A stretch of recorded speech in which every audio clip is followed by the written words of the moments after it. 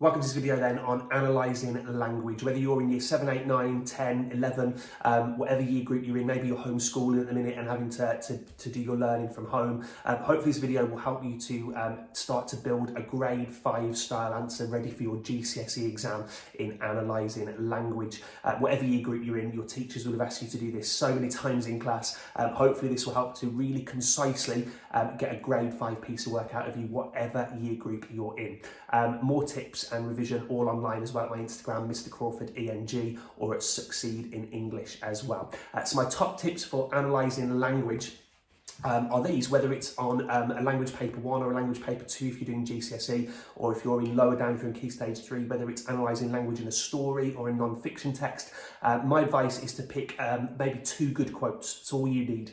Identify them within those quotes, at least 2 words or devices that are in there that help to answer the question, and then explore the connotations of some of those words used, and importantly, to get a grade 5 in year 11, why you think the writer chose to include them. Out of all of the words or devices they could have chosen, why those? So on the language questions then, you'll be asked to write about how a writer uses language for an effect. Language could be fancy techniques such as metaphor and personification, but it can also be sentence forms. It could also be just words within the quote. Brilliant if you know the type of word like noun or verb, but even at the very basic level, just talking about the writer's use of words can be good enough in this question. And it's about discussing a couple of devices really well within each quote that you choose. The mark scheme asks you to do 3 things: explain the effect of language, use evidence, and use subject terminology. That means the posh English words that we use like verbs and nouns would be really good in this sort of question. An example question is this then, and the extract is taken from a story called The Mist in the Mirror, which you can have in front of you. It's in the folder. If you haven't clicked that yet, make sure you open the folder. It's got all the resources in there. Have that in front of you or on a split screen so that you can watch this and look at the extract and the question as well. So how does the writer use language here to describe the parrot is the question. You could include in the bullet points, it says the writer's choice of words and phrases, language features and techniques, and sentence forms. Here's the extract then. The room was quite empty, and I was about to reach for the small brass bell that stood on the bar top, when glancing upwards I saw, swinging in a great oval brass cage, the source of those appalling cries. A parrot with dull green mouldy looking feathers and a dreadful hook of a beak sat there perched on one leg on its rail. Its eye glittered and it stared steadily, malevolently straight at me.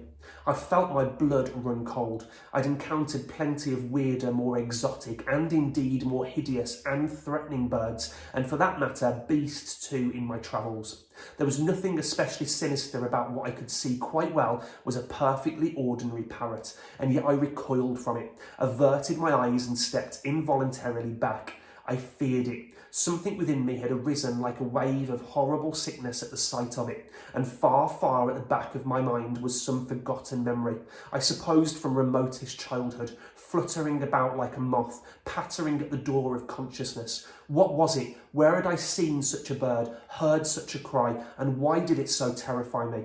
I did not know, could not tell. I only stood there, my hand frozen above the bell, the sweat now sliding inside my collar, aware only of the black shining eye and the gently swaying perch of that evil bird. So we've got a nice little extract. The question is, how is language used to describe the parrot? It could be really easy here to start talking about the nice simile in there about fluttering about like a moth, but you must take time to think about the quotes that you're choosing and whether or not they help to answer the question. And in this case, that simile, for example, would not help us to describe the bird. So really think about the quotes that you've chosen. And it's about squeezing as much juice from those quotes as you possibly can, talking about at least 2, hopefully more, words or devices from within the quotes. There's no need to use loads of quotes. 2 is absolutely plenty.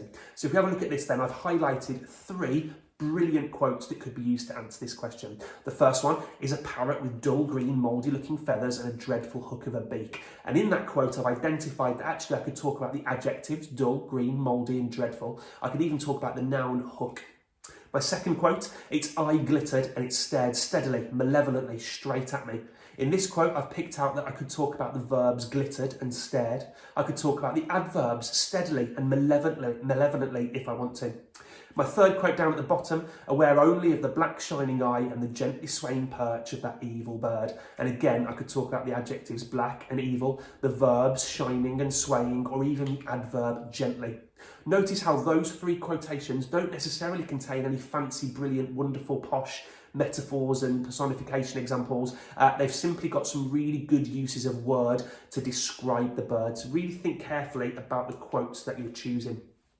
When we write this up into a paragraph then, which we're going to do now, and I'll model to you what a good grade 5+ paragraph might look like, we're going to focus on a what, how, why structure. What are we showing about the bird? How are we showing it? And really importantly, why has the writer chosen certain words and techniques? If you're not doing the why part, then you are not starting to get those grade 5 marks. You'll know if you're doing the why part because you'll have used words like introduce or reinforce or develop, suggest, repeat, remind, create, those sorts of words to show why a writer has chosen a word or device for an effect. So I'm going to take this quotation then as my example. A parrot with dull green, mouldy looking feathers and a dreadful hook of a beak sat there, perched on one leg on its rail. And in this quote, as we've mentioned before, I've got the adjectives dull and mouldy, which have got negative connotations. Connotations just means what do those words make you think of. Mouldy suggests to decay, for example, as though the bird has been neglected and left to rot uncared for. Dull has got suggestions of a lack of colour, perhaps even reinforcing that lack of care. I could talk about the noun hook, which has also got negative connotations, and that adjective dreadful, which also paints that negative picture of the bird. So I'm going to use that quotation to turn this into an example grade 5+ paragraph using what, how, why. Let's take a look. So what, the writer describes the parrot negatively to create an eerie and unnerving tone. How? Well, adjectives are used expertly to describe the dull green, mouldy looking feathers and the dreadful hook of a beak. Notice how the why section is the analysis part, which is a bit more detailed, and I've put in red some of those why words to show that I'm analysing why those words were chosen. The writer's use of the adjective mouldy carries connotations of decay. It may also suggest that the bird has been neglected for some time and not cared for. The writer may be communicating something to the reader here about the bird's owner, in addition to the bird itself. This is reinforced through the adjectives such as dull and dreadful, which also carry negative connotations, reinforcing the condition of the bird and hinting again at its neglect. There's nothing positive about the bird. Perhaps the writer is trying to create a sense of mystery and fear, whilst also foreshadowing future events. The use of the concrete noun hook is also interesting because this too has negative connotations associated with pain and villainy.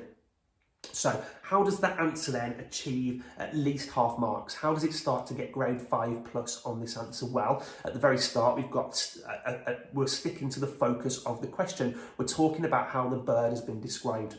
My quote is embedded, which means it's part of a sentence. I've also got some decent subject terminology in there, which there are marks for, words like adjective and connotations, for example. You'll notice that I've explained why a word has been used, using phrases such as suggest or reinforcing or creating. And I've squeezed as much juice from the quote as I possibly can by talking about more than one word or device from within that quote. It's no good stopping at just the word mouldy. We need to talk about other words that the writer has chosen in that quote as well. So what I would do now is perhaps use those other two quotes that we picked out, the one about the glittering eye and the one about the black shining eye and the gently swaying perch of the evil bird. Choose one of those quotes and now try structuring your own what, how, why paragraph using one of those two quotations. Make sure you've downloaded all the resources from the folder. There's a link underneath the video and you can get some more daily English revision tips on my Instagram, Mr. Crawford ENG, or at Succeed in English as well.